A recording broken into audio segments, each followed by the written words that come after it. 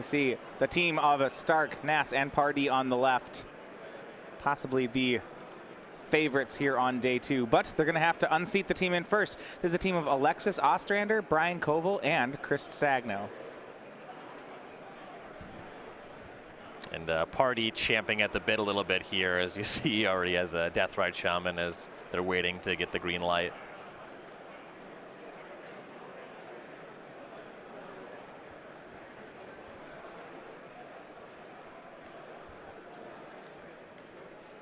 All right, we're going to wait to get this one started. Matchups across the board. We have Mardu Vehicles from Alexis Ostrander versus Ben Stark on Black-Green Delirium. In Modern, the matchup is going to be Bant Eldrazi versus Death's Shadow. That's Brian Koval versus Matt Nass. And Matt is playing that Death's Shadow Jund list we saw yesterday.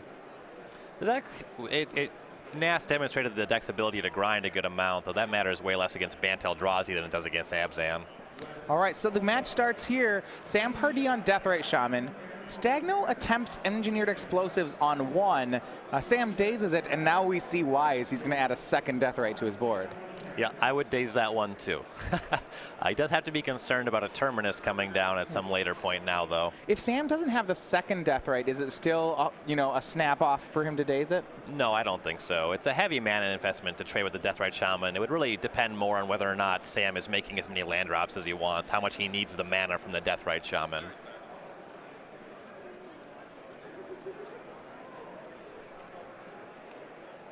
All right, so Stagno going to set up a perfect Brainstorm on turn 2 here, playing Fetch Land, then casting the main phase Brainstorm. Frequently on turn 2 here for a Miracles player, certainly in the face of 2 creatures, you might be looking to leave Terminus on top, not fetch that away until the Miracle trigger is on the stack. So then you have the option to cast it. Okay, so how that works is when you draw it on for your turn, it's in your hand, then you can fetch for the white source and cast it. The first time you see it, it looks like your opponent's cheating, but I assure you, it's how it works. Brainstorm is replaced there by Chris. So we go back to Pardee on turn 3 in here. 2 Deathrite Shamans in play, so he has some board presence, and it looks like 2 lands now in graveyard with his Misty Rainforest. So can ramp up to 4.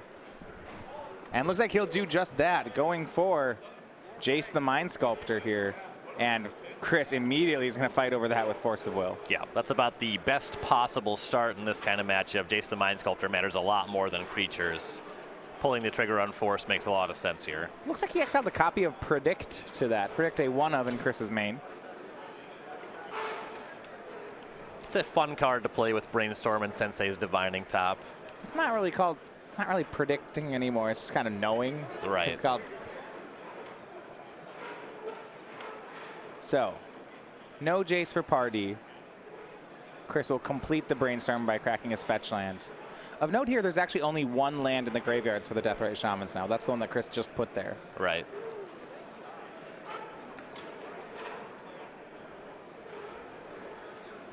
Stagno going to get a second basic island, trying to insulate himself from possible wastelands. Sam's deck does play 3.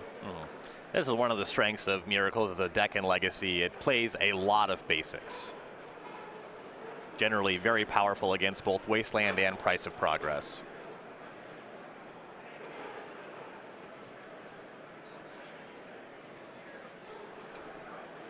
And a draw here from Chris. So we see some holdings in his hand. It looks like he'll start on Sensei's Divining Top.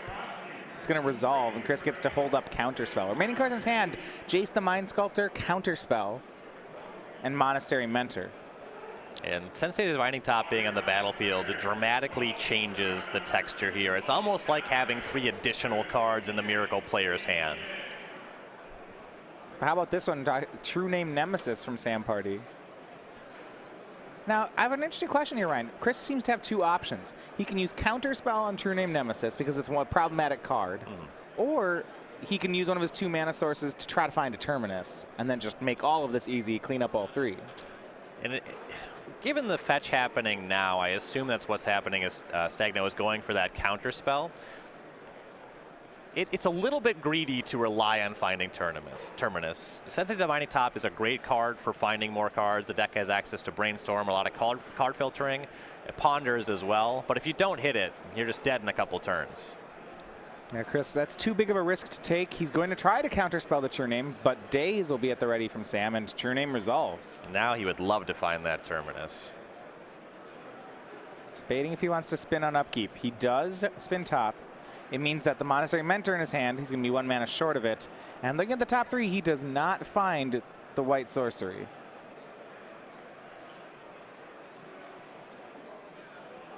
Looks like we have Volcanic Island, land, and a white spell. Might be a little locked on. Oh no, just kidding. We do find Terminus. Basically, just considering what could happen. If Pardee has Spell Pierce, then he would be able to counter the Terminus with that. So that's something that has to be on Stagno's radar. There are no Spell Pierce in Pardee's list. Oh, and it looks like Chris, so he's deciding whether to Terminus this turn or next turn. Decides nope, he needs to have it now. If Spell Pierce happens, so be it. But there is no Spell Pierce. All 3 cards, both Shamans and the True Nemesis, sent to the bottom of Sam's deck. Chris is then going to main phase pop the top to make his land drop. So that trading at the top there suggests that the plan next turn involves casting Monastery Mentor plus top to make a Monk token immediately. You know, someone who's when I play my control decks, that's one of those lines where the pure control player, you know, this shows the evolution of the deck. The pure control decks would never think of doing something like that. Right. Like, no, I'm never. And so Sam recoups with a pair of 1-drops, Noble, Hierarch, and Deathrite Shaman. And for Stagno, it's going to be Monk and Mentor. There was a small risk on this play. He did expose his Sensei's Divining Top to a Daze, though Pardee has already dazed him twice. Only 3 copies in the deck, which is pretty standard for these Sultai control decks. Yeah, it's almost like Daze is a safeguard on the format. You need to fight the unfair decks, but because it's not a tempo strategy like Delver, it's not all in on this Daze and Stifle sort of game. In these grindy matchups, Daze becomes more and more of a liability as the game progresses.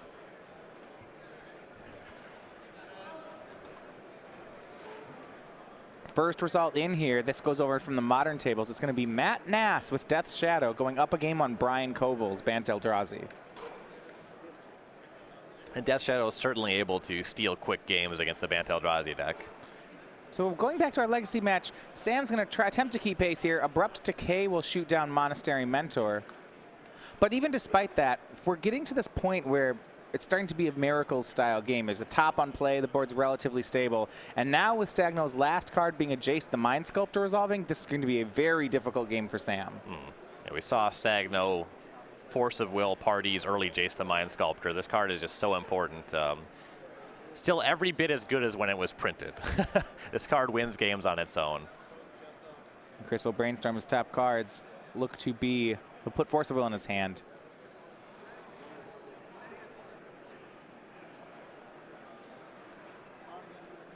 Get a great shot at the top cards there. But and if he's just floating a blue card with the top, he can always trade that up and then draw the blue card and cast Force of Will if he needs access to that. Also, just having the Force of Will in hand, if he gets targeted by something like a Thoughtseize, then he'll want to go ahead and do that. Pardee casting Leovold, Emissary of Tress, and it looks like Stagno is considering trading up the top to Force of Will on that one. Yeah. Alternatively, if he finds a Terminus in the top 3 here, that would be great here.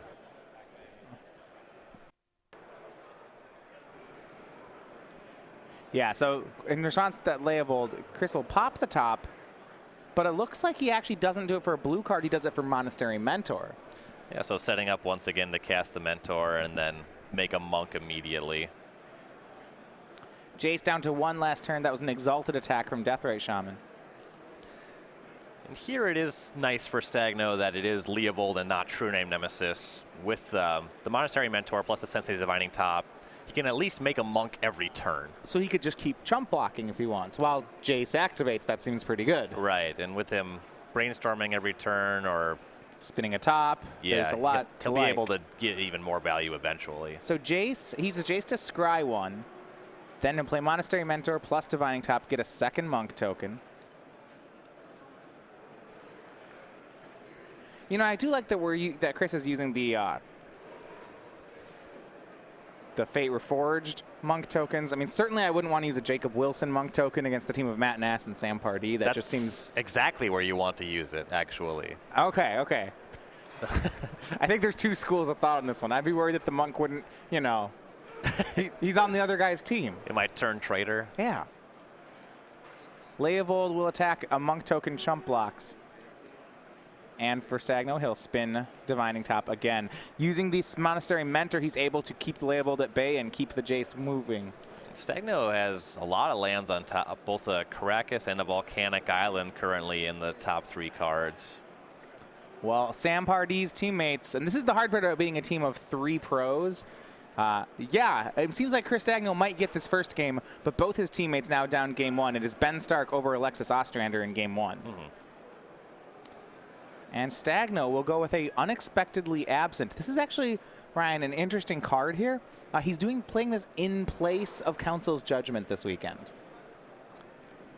So when you're playing a Monastery Mentor game and you're trying to get ahead of your opponent with monks, this card is a nice tempo play because you don't just deal with the problematic permanent, you also force your opponent to draw it again.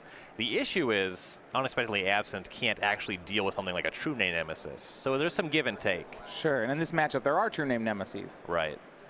I think one of the best plays, I was talking to him about his deck yesterday, was able to, in a mirror, use Unexpectedly Absent with X equals 5 on a counterbalance because there are no 7-drops in the deck. Well, here's some bad news for Stagno. Because that Leovold left play, we have a fatal push from Pardee coming down on his Monastery Mentor. So Chris is going to lose the creature. And now he's back to that place where with, I guess his monks right now have prowess for the turn, so there's no free attack for Sam just yet. Chris will add Sensei's Divining Top, and it looks like he'll attack with one of his monks. That's now a 3/3. But Sam will fight back, exiling Monastery Mentor. Interesting, so Sam's choosing to gain life as opposed to drain. Yeah, there are a couple prowess monks, so insulated life total a little bit. How about this Umezawa's Jite from Sam Pardee? Not ready to go out just yet. This, if it connects, will certainly clean up the monk tokens. Yeah, that Jite is nice here. Given access to the hierarchy, has enough mana to equip it on the same turn as well. Sam now empty-handed. Last card is land 4. Equipping Jite will be an easy one here. Just Volcanic Island up for Chris Stagno, so presumably he has not found something like a Swords to Plowshares. Sam looks like he'll be getting Jite counters this turn. That card's still good, huh? Yeah, that's in any creature mirror. Yeah, it's pretty nice. Played against Umezawa's Jite at the Betrayers of Kamigawa pre-release. Oh, that's fun. It was the first of many times that I lost to this card.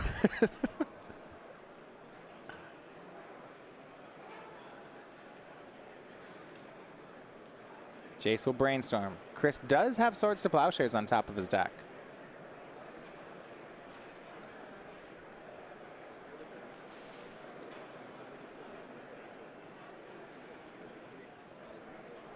So Force of Will, land, Swords to Plowshares in Chris's hand, and he is at the point now with 6 lands in play. This Force of Will may be hard cast.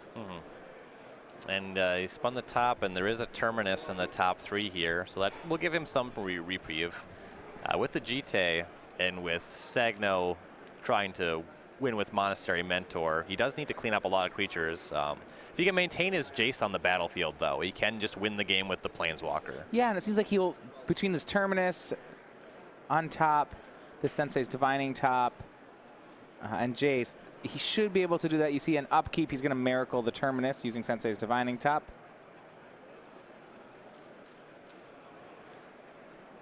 Now, Chris has already gone through 2 copies of Monastery Mentor. He has a 3rd one if he wants to win this way, but you are right. After that, it's going to be Jace. This is only win con. Jace is still a pretty good one, though. Should be just fine. Sam's draw Noble Hierarch. When he tries to equip, it'll be Chris with Swords to Plowshares. So now it is right where the Miracles player wants to be. It's empty boards on both sides, except one player has a Jace and a top. And this is what I really like by the way Stagno is playing this game, it's likely that he's going to win the game with Jace the Mind Sculptor, but he's still brainstorming, and I like that a lot. You want to get a bunch of cards with your Jace. If you just start Fate Sealing or Scrying with it, more things can go wrong. If you're drawing extra cards, that's almost never a bad spot. Well, here's where the other plan works. He has found his third copy of Monastery Mentor. You see on that turn, he goes ahead and plays Mentor and Top. Sam is going to try to kill Monastery Mentor with this Umezawa's Jite. If he succeeds, that's the last Mentor in Chris's deck. Still has that Monk, though. That he does. So, yeah, third Monastery Mentor down. And I guess Chris has three, what we might see a cobbling together of this Monk token and a couple Snapcaster Mages. It's not pretty, but it would work. I mean, Pardee's just out of stuff. No cards in hand, 4 lands and a Jite, down to 15. Chris, Jace will brainstorm again for him. He finds a fetch land this time. That's pretty nice. You see he'll play that, shuffle away some of the bad ones. Recast Divining Top. 1 prowess trigger on the Monk. Spin Top again. Wanted to see that third card down. Nah, didn't like that one either, so he'll shuffle the deck so that he can get 3 new cards on his top. Top is totally at a reasonable power level. This card is just clean, it's so good, honest, and fair. Well, he didn't draw any cards, Ryan. It's not. It's card disadvantage. Yeah, let's call it that. On the surface of things, it's just a cantrip. No, there's no draw 2 mode on Divining Top. I think it's fine. There is if you have a Voltaic key. That's true. I do like playing my fair cards that way. True Name Nemesis from Sam Pardee. There's a Force of Will in Chris Stagno's hand, but he was tapped too low for that, so the True Name will resolve. Yeah, there's a Terminus too, though. It's like he had a turn. You might be like, wow, I'm surprised he didn't fight over that. It's almost like he had it covered. But now the Monk token is gone, so. Oh, now Stagno only has Jace the Mind Sculptor and Sensei's Divining Top. I don't know how he's going to win this Miracles game. Is such a joy. I don't know, he's out of Mentors. He's out of Monk tokens. Maybe he'll run out of ways to win. Maybe he'll just start minusing his Jace. You can't do that if he doesn't let Sam play a creature. That's a good point. It's not allowed. Now his hand, Force of Will, Ponder, Force of Will.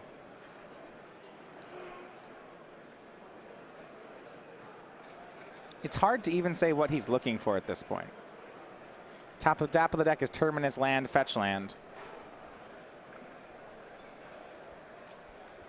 I don't want to say that the game is over, because that's not necessarily true, but we are very much in the Miracles stage of the game, where the deck has not actually killed the opponent, but only one player is playing this game right now. Yeah, Chris is in a great spot. What he's got to watch, though, is you have to imagine he's glancing over his shoulder at the matches of Brian Koval and Alexis Ostrander at this point, you know, saying, okay, I think I have game 1, guys, but I need one of you to force a game 3. Mm-hmm. And it's certainly not out of the ordinary for Miracles to win a match 1-0. In the spot where you're in Sam Pardee's seat, how long do you think you want to let this game go? About this long. Because it's not. Yeah. So Sam will concede there, seeing the chokehold kind of set in. So game 1 to Chris Stagno. It's not going to be a clean sweep on the side of the pros, at least not for the first games. Now we go over to the sideboard. Let's start with Sam Pardee. He's playing the Sultai control deck. He has actually a lot of cards that we could see some play here. Copies of Flusterstorm, Mindbreak Trap, Pithing Needle, Submerge, Dread of Night, Golgari Charm, Grafdigger's Cage, Nihil Spellbomb, Painful Truths. That's a card which Patrick Chapin originally innovated in Legacy, and we see that in a lot of these fair decks. Yep. Thoughtseize and Umezawa's Jite. Painful Truths and Thoughtseize are both excellent, as well as Pithing Needle. Pithing Needle on Sensei's Divining Top, and sometimes Jace the Mind Sculptor is huge. You saw Stagno saw so many cards off a top in game 1. Pithing Needle really changes the way the game has to be played. So those are really what he's looking at here. You can bring in Golgari Charm as well. It's technically an answer to Counterbalance, but that's really not the fight that I want to pick. The card is fine, but mostly we're looking at Thoughtseize, Painful Truths, and Pithing Needle. Okay, so playing kind of that kind of strategy. Now on Chris's side, he has some options.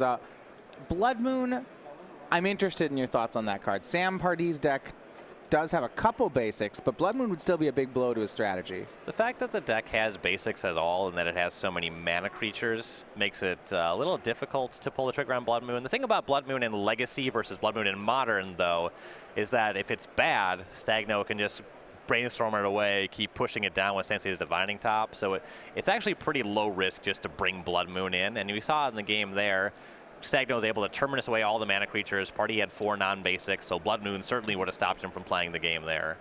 All right, other cards on sideboard: Disenchant, Flusterstorm, perhaps Flusterstorm, Surgical Extraction. Vendilion Click is something I would actually expect to see here. Yeah, he has a main deck Caracas as well. Anytime you're playing against one of these Abrupt Decay, grindy decks, Vendilion Click plus Caracas is quite the powerful interaction. That's an interesting one, Ryan. So Caracas is a card that goes in and out of Miracles. I was discussing this with Chris yesterday. Back during the era of Temur Delver, playing a Caracas instead of one other basic Plains was kind of a liability. There are a lot of people who are trying to stifle and waste land you. I've wasted a lot of Caracas. Now, I do want to say, with these decks, looking at stuff like Sultai Control on Sam's side, it seems, do you think it's fair to say that Legacy has moved to a point where maybe it's more of a free roll to run this card? It certainly is an ability that has no business being on a land. It's very powerful. Yeah, there's still a lot of wastelands, but now more of your wasteland opponents are making legendary creatures. For example, we saw lands on camera yesterday, and that deck is out in reasonable numbers, and being able to Caracas against Merit Lage gives you some equity there. Even Sam's playing Leovold. Right. Yeah, I think that the card's a lot better than when Temur Delver was more or less the consensus best deck. Yeah. So it's interesting to see it, as that happens, we're seeing the Miracle players, there's always that incentive to get greedy with your mana in Legacy because there's so many good cards you could be playing. It just seems so free. Yeah. Especially with something like Caracas, like this is almost a Plains. Right. So they're going to get ready for game number 2 here in our Legacy matchup. Now, for those of you watching us over on twitch.tv, we want to tell you about our Twitch subscription plan. You can join us over in the feature match area. So we broadcast here all weekend. You get your custom emoticons and badge for subscribing over in our channel. You get access to our chat is open, but when it's subscriber only, you of course get to be in that as well. Also, you get to decide the quarterfinals, or this week, the semifinals. What we're going to do is we are going to have all 6 matches in the top 4 available, and you can vote on which matches you want to see. Now remember, we are going to be showing all the semifinals this weekend, both top 4 matches and the finals. So you can subscribe at any point, and then at this afternoon get to vote on the players and decks you'd like to see. The format even.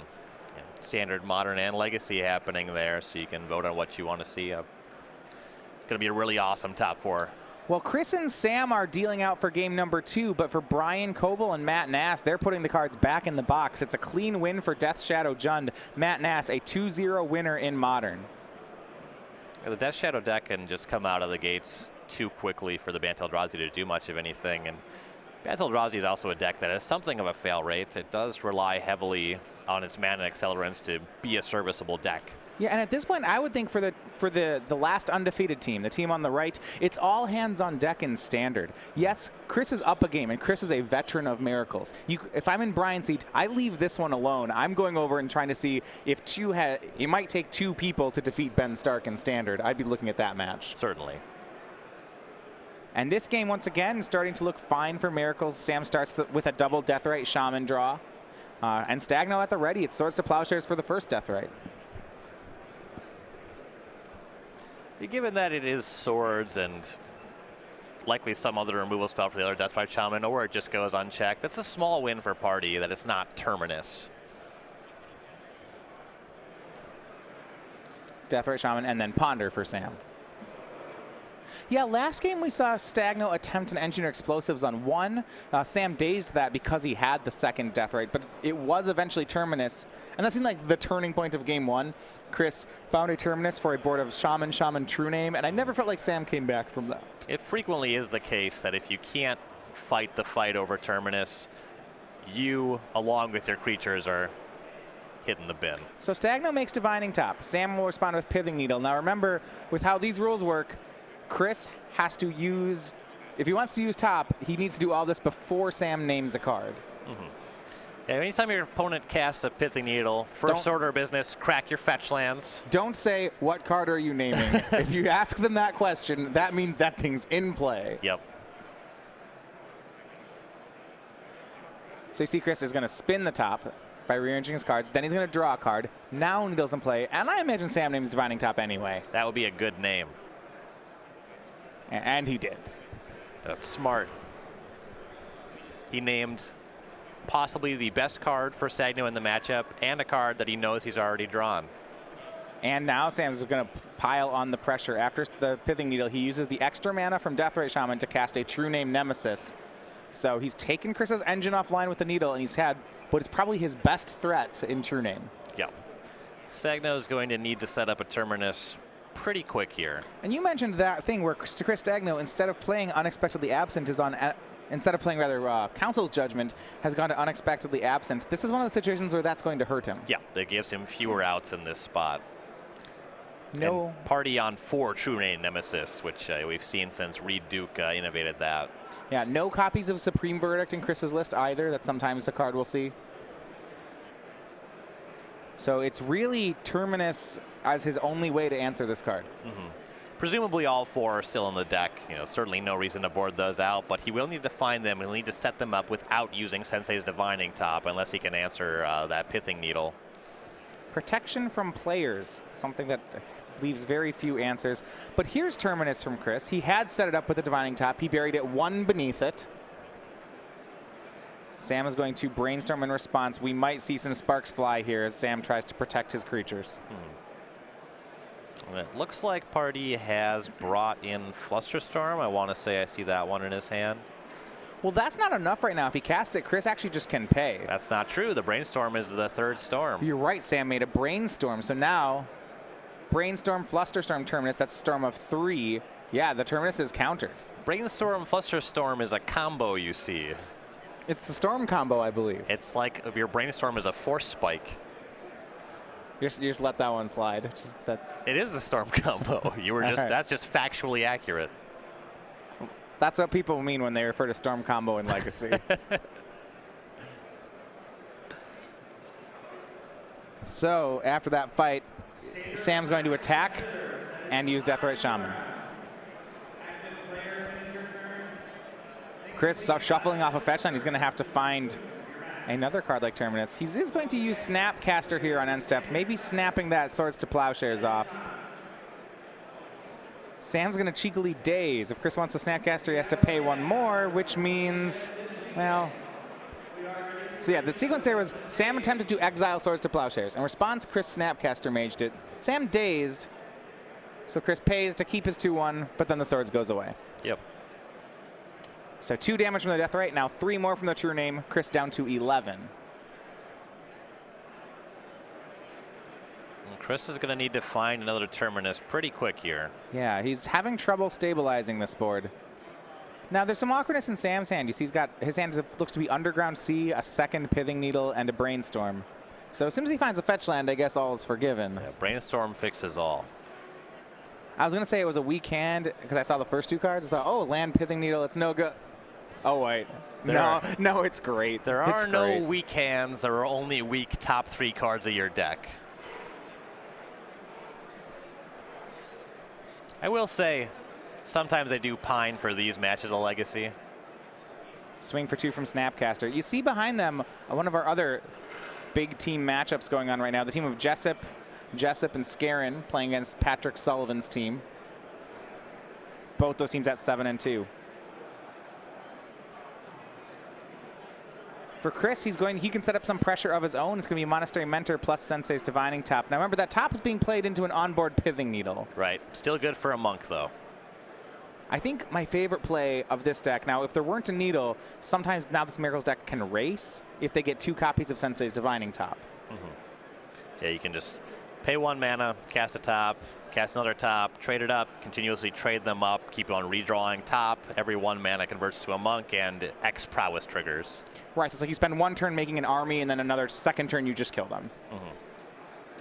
And with Deathrite Shaman plus True Name Nemesis, there is a 2-turn clock in place. Pardee is going to be putting Stagno down to 6 on this attack, 4 from the activation of the Deathrite Shaman, and then the next turn he'll be able to clean this up. All right, well, 2 heads might be better than 1. Brian Koval and Alexis Ostrander are able to take game 2 off Ben Stark to force a deciding game in Standard.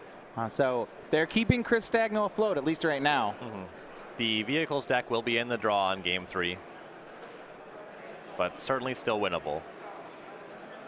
Mardu Vehicle is really the breakout deck of the Pro Tour. A lot of players refer to it in Standard as a rock, paper, scissors metagame. Black-green against Mardu is generally favored in black-green, but I think if you talk to pros about it, one of the reasons they really like Mardu Vehicles is of the 3 parts of that rock, paper, scissors triangle, the part that says black-green beats Mardu, not as strong as advertised. The Mardu deck can just be oppressively fast. Sam adds another threat to the board. It's Noble Hierarch that will exalt his true name in. Chris drops to 5. And Stagno needed Terminus there, and he didn't find it. Ponder from Chris. Yeah, so this means he will be dead on next turn's attack. Now, Miracles does not a deck known to play very much life gain. In theory, he could find Brainstorm Terminus and then Brainstorm on Pardee's turn and Miracle the Terminus then. Well, Chris is drawing off Ponder and not shuffling. Isn't that a concern for Sam Pardee? If I'm on Miracle or Bust, right, and I didn't see Terminus or Bust, and I didn't see Terminus in the top 3, then I'm shuffling. I would assume so. So if your opponent's keeping on top, that means, like, right, when people keep on top with Ponder, that means that they found what they needed. They found what they needed, or they made a critical error. I don't think Chris is making a critical error. We'll find out. Yeah, there's a pause here in the match. Sam has requested some time away from table. What I think that Stagno actually found was the Brainstorm, not the Terminus, and the plan is to crack the fetch land and hope that the Terminus ends up on top. You see, no, the third match right now still being shuffled and mulliganed for. This is the decider between Ben Stark and Alexis Ostrander. Alexis talking about her tournament yesterday. A strange day for Mardu Vehicles. 5-4 record, but received. Actually, she was undefeated against Black-Green. Which that'll happen. Yeah, she said she won her bad matchup over and over. Oh no, question. Sorry, it was the modern was Heimer. She was 7-2. That's why they call it a bad matchup, but not an unwinnable matchup. No, I mean, that's when you look at Standard, right? It's your bad matchup's not generally unwinnable. Everything floats in that 40% to 60% range. There's a lot of gameplay. Right. When the mechanics tend to be limited largely to attacking, blocking, and activating planeswalkers, the cards are very similar in power level. Not so much the case where if we're playing Legacy and I'm casting Brainstorm and you're not, I have this huge card selection advantage.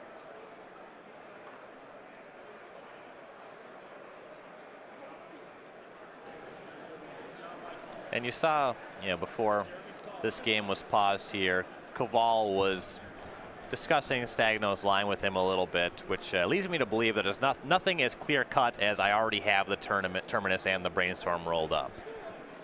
Sure. All right, so we're going to resume here. Chris, so to back up, what happens here is Chris ponders, keeps on top, and now this might explain it.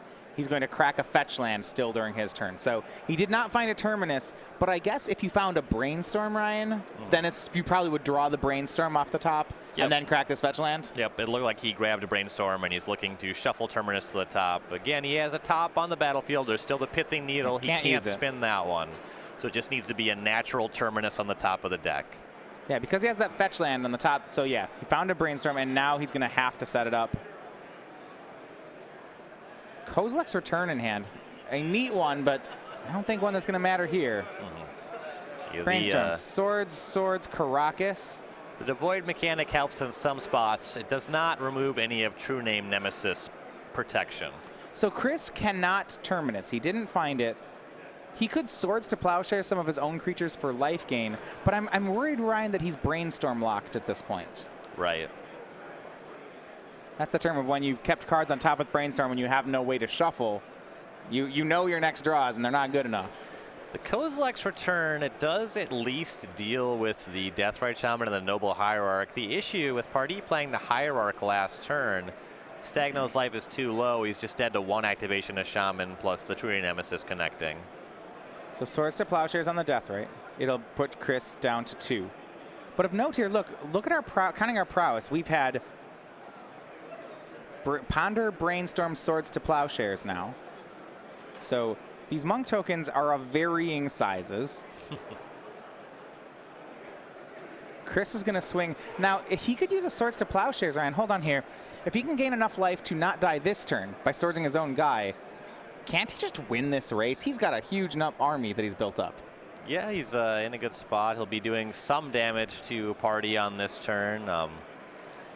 He won't be able to generate anywhere near as much prowess on the following turn, but he does start to have an advantage on the battlefield anyway. You see a swing here with the Mentor, the Mage, and the Monk. Now, because he's cast 3 spells so far, so we're looking at a 5/5 Monastery Mentor and a 4/4 Monk. So this is a swing of 11 points. And if he swords as one of his own creatures, something I wouldn't be surprised to see him do, he could push it all the way up to 13. Now he's going to have to gain at least 3 more life because he's got this Exalted attack from True Name. He may have missed a couple points of damage here if the plan was to swords his own creature. Yeah, it looks like there's a block. Okay, and then Chris is going to swords the largest monk. Yep. He does not want to swords the Mentor itself, of course. I was wondering if he was going to swords the second largest monks and then get 2 more damage in. Swordsing the largest monk, you see that puts him at 7 here, which is 2 hits from True Name Nemesis. Which is pretty great. Well, let's make that 1. Okay, Leovold and Noble Hierarch. Yeah, so 2 hits from True Name. This is Exalts up, and it'll be a hit for 4. And Stagno needs 2 prowess triggers here to make this happen. Well, actually, maybe just 1 now. Caracas is going to go ahead and bounce Leovold. Actually, still 2. If the Hierarch jumps in front of the Mentor, then you have Snapcaster, 4 monks. That's 6 at the base. Only +4 with 1 prowess trigger. So he needs 2. He needs Cantrip and Dispel. Or maybe a way to gain life. Gaining life also plays. Another swords would probably win him the game.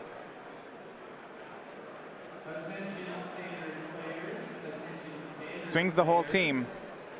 Here we go. Sam has to block here. He'll block Monastery Mentor. Takes 6. Chris says go. Vendilion Click during the draw step. That's not going to play here, though. No. True Name will kill him. Right. Sam will Force of Will it. Ooh. And these guys are headed to a 3rd game. You know, that's a game. It's a really neat angle for Miracles there. Chris did not find his lock piece. He had his top shut down. He put up a much closer fight than I traditionally see Miracles doing in that situation. Right, yeah. Monastery Mentor generates a lot of power very quickly, and you saw Stagno take advantage of the modality of Swords to Plowshares, just using it to gain some life. Yeah, using it as a life gain spell, and also this card that, you know, pumps your monk army at the same time. Yep. There's a reason they play that one in Vintage. It's a little bit better with Moxen, but still very good in Legacy. So 2 games remain. There's the Game 3 in Standard between Ben Stark and Alexis Ostrander. And now a Game 3 queued up here for Legacy. Alexis and Chris both need wins if they want to stay undefeated. And with just over 14 minutes on the clock, there's some concern about finishing another Sultai Control versus Miracles game. Yeah, now, this is where I think having a Legacy veteran and a pro is going to help them out. Players who play enough, if you're a Legacy specialist in Miracles, you got to know how to dodge the draw. Right. And especially pro players like Sam Pardee are very adept at changing pace to their situations. These players are aware of the time on the clock. You're right that this would be a pretty fast game of this matchup, but I would not be surprised to see both players, you know, put their foot on the pedal here. Right. Yeah, they should be able to manage it. We are going to watch the Miracles versus Sultai match in Game 3. Now, if Bren Stark wins Game 3, we're just going to let you know ahead of time, this match will not finish. The players will just end the game. So we'll keep you updated on the one on top as these players start the deciding match. Right.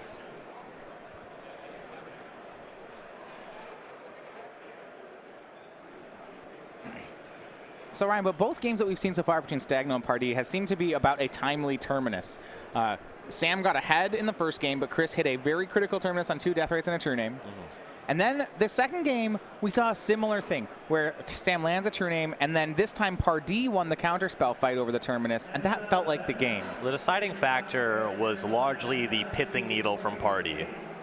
Well, he's going to need one again. Chris start on the play this time, starts on turn 1 Divining Top. If he doesn't have a Pithing Needle for it, this card, well, you know, this unassuming cantrip can, I guess, generate some value.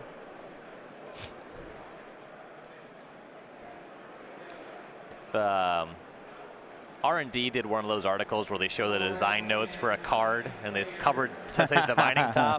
Do you know what the note on Sensei's Divining Top was? This is one of those bad cards that new players love. I think they missed the mark on that one. It took a while for people to figure out that it was good. It's largely just the existence of fetch lands. Yeah, I was gonna be like, in Standard, it was not that great. So no Needle for Sam. He starts on Noble Hierarch. Chris just plays a second land and passes. Sam, you try to pull ahead with some extra mana. Starts with a Ponder. Land. Could he have a 2-mana spell? Sure could. Multiple Brainstorms in the grip. What's neat about these control decks is just how heavy they are on mana. Sam's threat package is just 4 True Name, 2 Layable, so just 6 creatures. But then he has 8 mana creatures, 4 Noble Hierarchs, 4 Deathrite Shamans.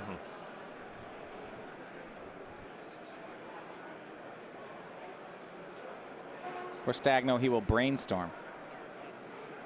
Has a fetch land in play. May not be able to tell it. Stagno's deck foiled out here. Expedition fetch land in play as well.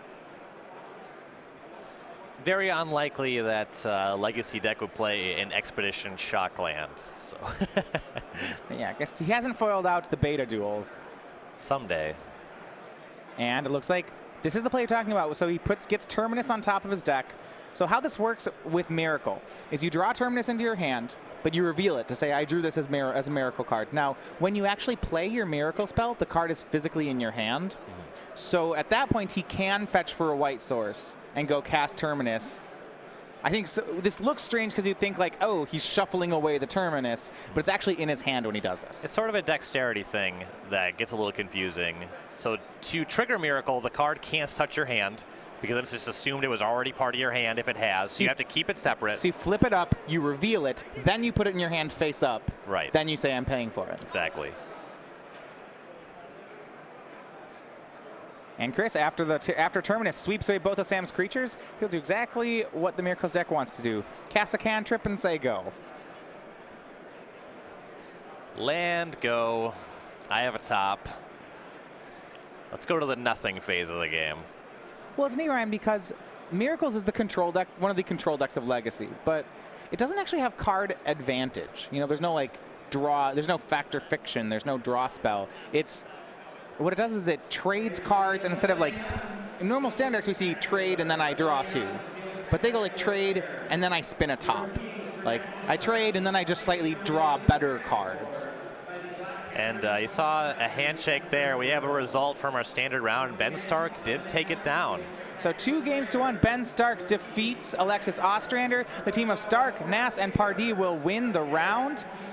And, you know, I don't want to say this one's over, but I think if you're in Sam Pardee's spot, you give Ben Stark a pat on the back here. That was a hole he was going to have to claw out of. Right. Unless Pardee was able to produce a Sensei's Divining Top, Stagno was certainly in the driver's seat of that game. Yeah, when the Miracles player hits an early Terminus, sweeps the board, untaps with a Divining Top, and just as many cards in hand, I don't want to try to win from that. Right.